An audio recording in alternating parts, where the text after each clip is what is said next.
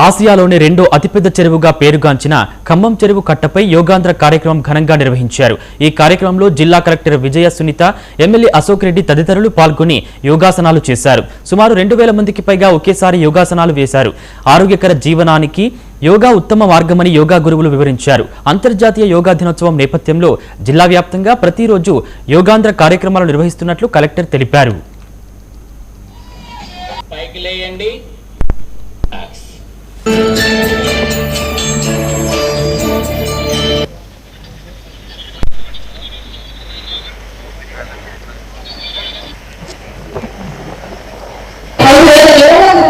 ఈ క్రియ గురించి, ఈ సాధన ప్రక్రియ గురించి ఋషులు, మహర్షులు వీరందరూ కూడా ఆచరించి మనకు దీని ఒక సంస్కృతిగా మనకు అందజేయడం జరిగింది।